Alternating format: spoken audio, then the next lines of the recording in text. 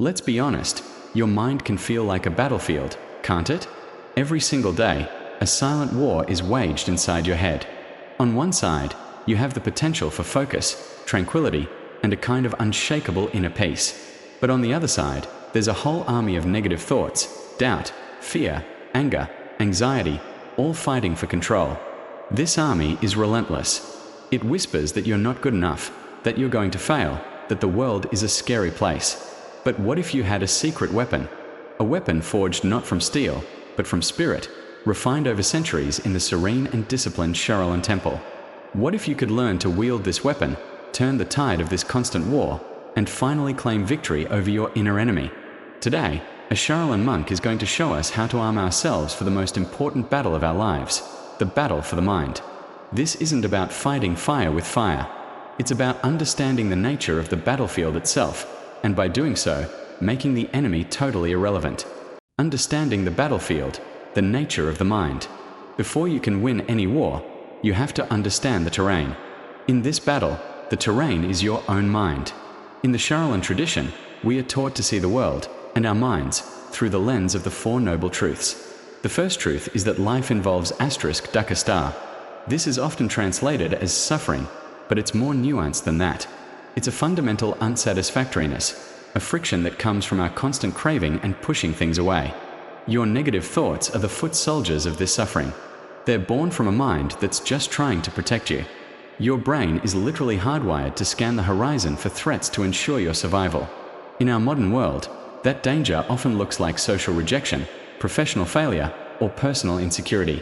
That anxious thought, that flicker of self-doubt, they're what we call phantom lines your survival instinct creates. They feel incredibly real and sound convincing, but they are not the truth of who you are.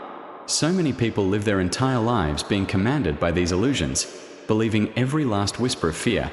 The fiercest opponent you will ever face isn't standing in a ring. They're standing in the vast expanse of your own consciousness. We are taught to see this untrained mind not as an enemy to be killed, but as a wild horse. It's powerful and full of energy, but it runs wild, kicking and bucking with every fear and desire that passes by. If you try to fight it head-on, you'll just exhaust yourself. The secret isn't to break the horse's spirit, but to gently and persistently tame it. This taming process is the very heart of Shaolin wisdom. It's how you transform the battlefield from a place of constant war into a garden of deep peace.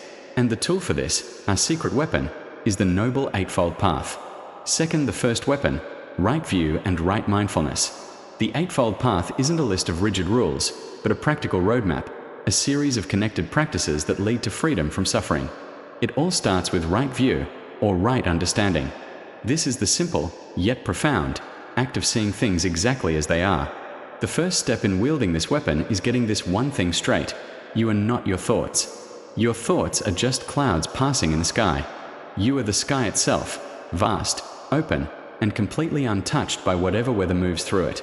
The thought, I am a failure, might drift through your mind, but you are not that thought. You are the awareness that hears the thought. Creating that separation is the beginning of freedom. This leads us right into the practice of right mindfulness. Mindfulness is simply paying attention, on purpose, in the present moment, without judging it. It's the act of becoming a silent witness to your own mind. Shaolin monks spend countless hours in seated meditation, not to empty their minds, but to learn how to observe them, to watch that wild horse without getting thrown by its every move. So, here's your first practical technique. ***, the 5-minute observation. ***. Twice a day, for just 5 minutes, find a quiet place to sit down. Close your eyes. Don't try to stop your thoughts. Don't judge them as good or bad. Just observe them. When a thought comes up, a worry about work, a random memory, a flash of anxiety, gently label it. Worrying. Remembering. Feeling. Then, let it go, and bring your focus back to the sensation of your breath. At first, your mind will jump all over the place like a restless monkey. That's totally normal. The goal isn't to have a perfectly still mind. The goal is to notice when your mind has wandered and to gently guide it back.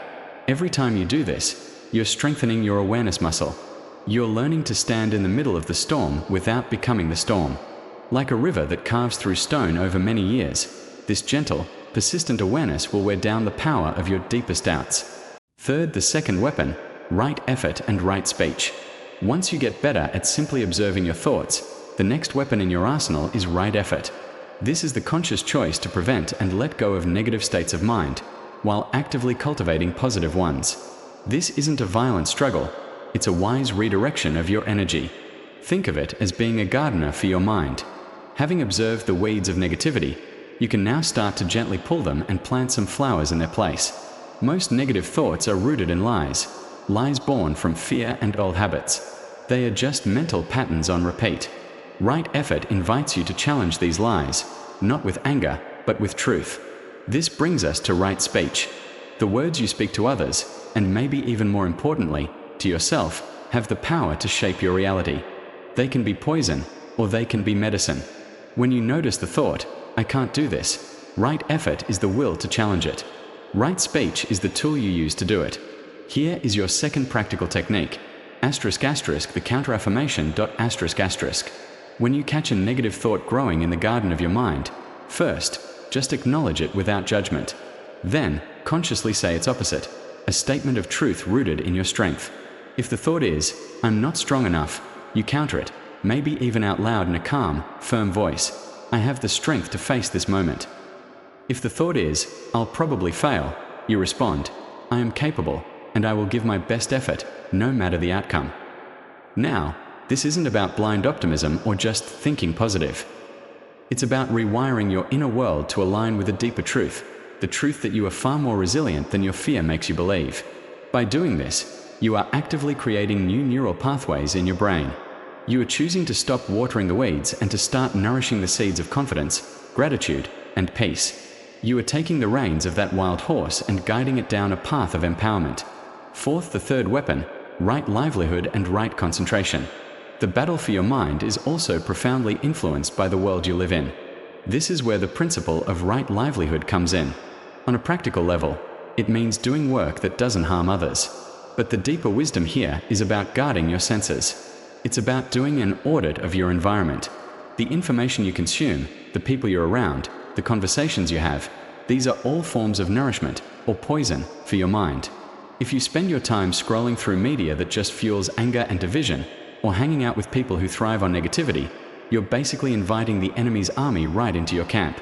There's a concept in Shaolin wisdom known as transmission of spirit. Basically, energy is contagious. To protect your inner peace, you have to consciously surround yourself with life-giving inputs. This could mean unfollowing social media accounts that make you feel inadequate, reading books that inspire you, or spending more time with people who have a calming and uplifting presence. This isn't about building a wall around yourself. It's about curating a supportive ecosystem where your mind can flourish. This leads to the final weapon we'll discuss today, right concentration. This is the ability to unify your mind and hold it steady on a single point, which leads to deep states of calm and clarity. While formal meditation is the main training for this, you can practice it anywhere through conscious breathing. Your breath is the ultimate anchor to the present moment. Think about it. An unsettled mind is almost always worrying about the future or judging the past. Here is your third practical technique, the Qigong Foundational Breath.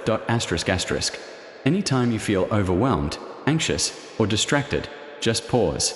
Stand or sit with a straight back. Place your hands on your lower abdomen. As you inhale slowly and deeply through your nose, feel your abdomen expand like a balloon. Imagine you're drawing pure, calming energy right up from the earth. Hold it for a second. Then, as you exhale slowly through your mouth, imagine you are releasing all the turmoil, all the negativity, all the mental chatter. Try to make your exhale a little longer than your inhale. Just 3 of these deep, intentional breaths can reset your entire nervous system. It pulls your mind out of the chaos of the past and future and anchors it firmly in the here and now, the only place where true power and peace can actually be found.